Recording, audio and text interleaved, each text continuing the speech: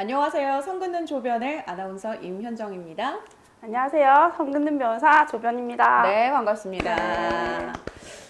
오늘도 주제를 한번 고민을 많이 해봤는데 저는 이거 진짜 어려운 주제 같긴 합니다. 자, 오늘의 주제 바로 상간남녀의 주거 침입죄. 지금부터 함께 만나보시죠.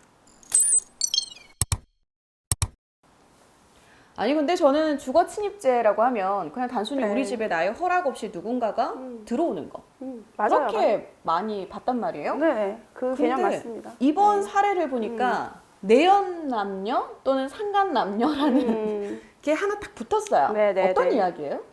내연 관계에 있는 상대방 불륜녀, 불륜남이 상대 배우자의 동의 없이 그 집에 들어와가지고 배우자가 없을 때 들어와서 이제 소위 말하는 뭐 그런 행위들을 하는 경우 주거 침입이 성립하는지의 문제에 관한 겁니다. 오늘은.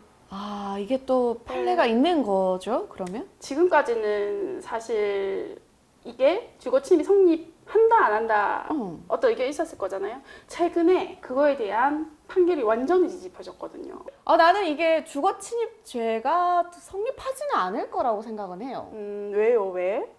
문을 열어줬을 거 아니야. 그러니까 억지로 상대가 그거 하지 부수고 들어온 게 않았다면 아니니까. 그게 어떻게 주거 침입죄가 될까라는 생각을 하는데 아마도 앞서서 지금 판례가 바뀌었댔잖아요. 네네. 어떤 사건이 있었기 때문에 이런 이야기가 나온 거죠. 그러니까 뭐 그동안 사실 상간녀, 상간남의 주거 침입 문제는 굉장히 사건들이 많았어요. 왜냐하면 모텔이나 호텔에 가지 않고 왜? 그럼 거기 가지? 저도 모르죠.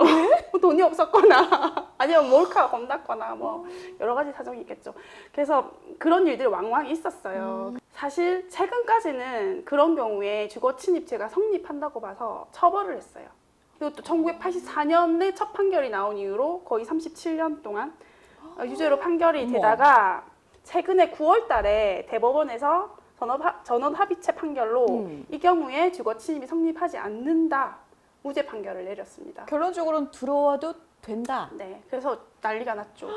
이 사안을 간단하게 조금 말씀드리면 이제 부인이죠, 부인. 네. 부인과 상간남이 있습니다. 네. 근데 이제 남편이 집을 비운 사이에 세 차례에 걸쳐서 이 상간남이 이 여자의 집으로 와서 이제 사랑을 했다고 합니다. 사랑을 했는데 그래서 이걸 나중에 이제 그 현장에 남편이 있었던 건 아니고요. 남편이 알게 된 거예요. 그렇겠죠. 그래서 고소를 했고 경찰에서는 기소 의견을 올렸는데 이제 결국 이게 대법원에 가서 무죄 판결을 받게 된 거죠. 왜 무죄가 나온 거죠?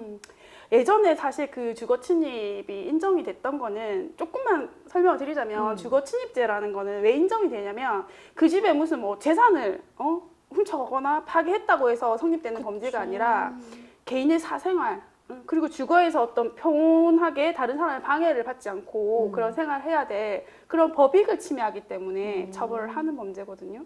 근데 예전에 같은 경우에는 사실 이렇게 생각해 보면 쉽죠.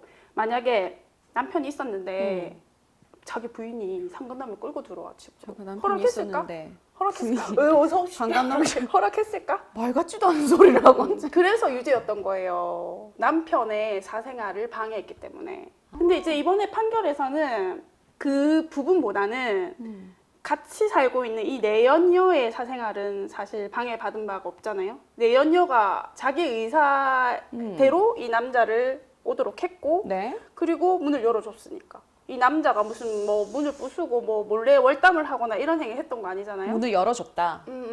그래서 그런 부분들을 참고해서 무죄로 바뀌었어요. 근데 조금 이해가 될 것 같기도 한 게 이게 앞서서 설명한 대로 하면은 억지로 부수고 들어온 거 아니고 뭐 물건을 손대거나 근데 좀 집에 있는 사람 입장에 기분 나쁘겠죠. 누군가가 왔다 간 흔적이 있다면 누군가 내 물건을 봤을 것이고 우리가 이렇게 산다는 모습을 보고 갔다는 것만으로도 수치심을 느낄 수도 있는 거고. 당연히 그렇죠. 근데 일반적으로 그냥 부도덕하다 정도였는데 이게 기본적으로는 원래는 유죄였는데 지금 무죄로 바뀌었다는 거. 언니 생각은 어때요? 무죄가 맞아요?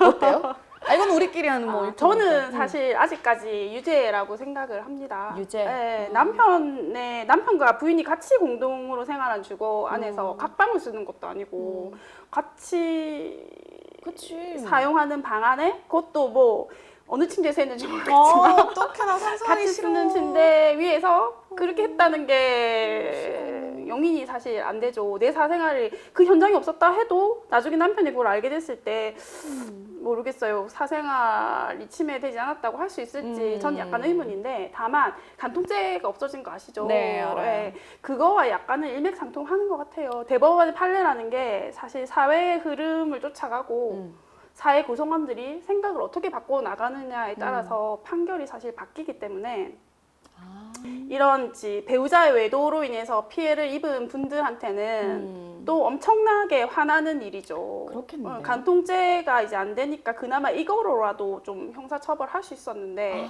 이제 주거 침입까지 안 되니까 할 수 있는 건 이제 민사상 손해배상 청구밖에 안 남는 셈이 되는 거죠. 야, 이럴 수도 있구나라는 생각도 들긴 하는데 나 정말 궁금한데요. 네. 그 사건에서 세 차례라고 네. 했잖아요. 네. 남편이 알게 된 계기가 있어요? 남편이 알게 된 계기는 제가 확인해보고 다음 시간에 알려드리겠습니다.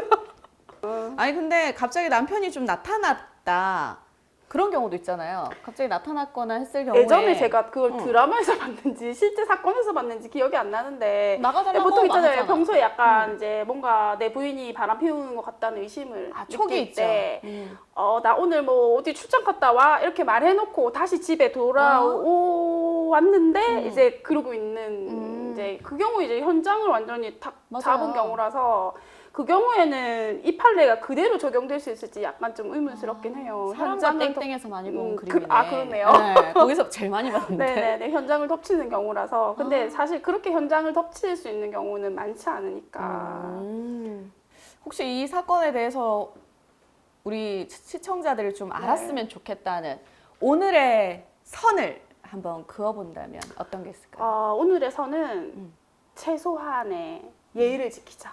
내가 다른 최소한의 사람과 사랑에 빠졌더라도 예의를 지키자. 배우자와 가족에 대한 최소한의 예의를 지키자. 그러니까 적어도 사랑은 집에서는 하지 말자. 어떡해 왜 이렇게 슬프지?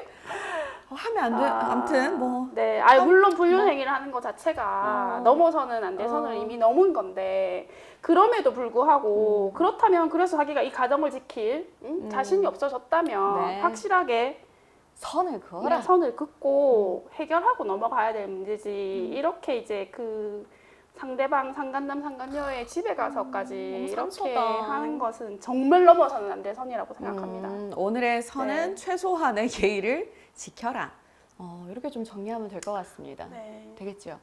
오늘 사실 주제가 좀 어렵다 느낄 만큼 생각을 제가 왜 했냐면 너무나 쉬운 주제 같은데 오히려 생각할 필요가 있을 것 같은데 이렇게 선 긋는 조변에서 좀 간단하게 설명을 해주신 것 같아서 너무 도움이 된 것 같습니다. 네. 오늘도 너무 잘 들었습니다.